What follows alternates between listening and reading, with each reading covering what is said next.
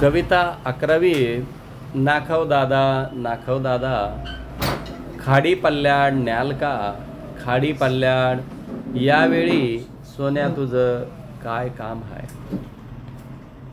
आणि ज्यावेळेस समजा ह्या नाखव दादाला विचारलं जातंय की खाडीच्या पलीकडे आम्हाला तुम्ही न्याल का, त्यावेळेस नाखव दादा विचारतात, अरे सोन्या, खाडीच्या पल्ल्याड म्हणजे खाडीच्या पलीकडे तुझं काय काम आहे.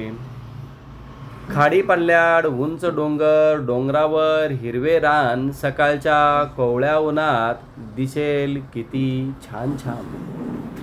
आणि हा सोन्या नाखव दादाला बोलतोय, अहो नाखव दादा, त्या खाडीच्या पल्ल्याड म्हणजे त्या पलीकडे उंच असे डोंगर आहेत, हिरवे असे रान आहे, सकाळचे कोवळे उन्हामध्ये किती ते छान छान दिसणार आहेत, म्हणून मला त्या खाडीच्या पलीकडे जायचं आहे. हिरव्या रानी शुभ्र ससे, सशांचे डोळे लाल लाल, त्यांना पाहून रागाने गुंजा आपले उगविल गाल. आणि त्याचबरोबर हिरवे आणि शुभ्र असे ससे सुद्धा मला पाहिजे, त्यांचे लाल लाल डोळे पाहिजे, आणि त्यांना पाहून गुंजा आपले गाल फुगवणार आहे.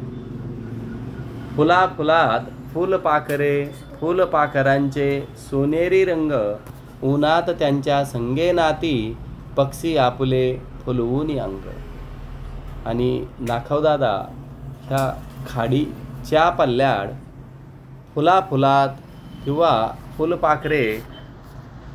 फुलपाखरांचे सोनेरी रंग, उन्हात त्यांच्या संगे नाहणार आहेत, आणि पक्षीसुद्धा उन्हामध्ये नातील आणि आपले अंग फुलवतील.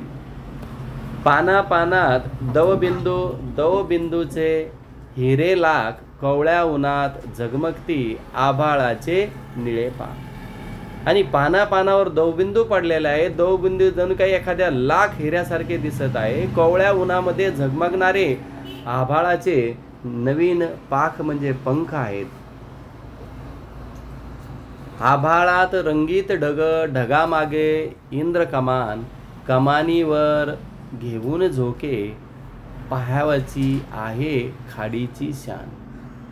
आणि नाखवदादा, आभाळात रंगीत असे ढग आहे, ढगामागे इंद्रधनुष्य आहे, इंद्रधनुष्याची कमान आहे, त्या कमानीवर आम्ही झोके घेणार आहे, आणि खाडीची शान आम्हाला पाहायची आहे, म्हणून खाडीच्या पलीकडे आम्हाला जायचं आहे.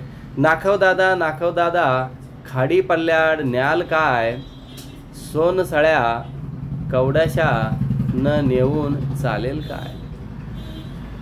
आणि नाखवदादा, खाडी पल्ल्याड आम्हाला तुम्ही घेऊन चाला, आणि सोनसळ्या कवड्या न नेऊन चालते काय.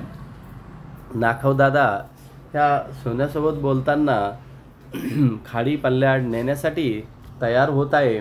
नाखवदादा नाखवदादा, खाडी पल्ल्याड नेण्यासाठी काय घ्याल, काही नको सोन्या, मला पापीसाठी गुबरे गाल. आणि नाखवदादा ह्या छोट्या सोन्याला म्हणतोय, अरे सोन्या, मी तुला तर खाडी पल्ल्याड नेणार आहे, पण तू मला त्याच्या बदल्यात काय देणार आहे. मग सोन्यासुद्धा म्हणतोय नाखवदादाला, तुम्ही काय घेणार आहे. मग ते म्हणते, अरे सोन्या, तुझ्या गालाचा गोड पापा एक दे, मला बाकी काही नकोय. आणि हा जो सोन्या आहे नाखवदादाला खाडीच्या पलीकडे जाऊन जे काही सौंदर्य आहे ते पाहून घेण्यासाठी विनंती करतोय.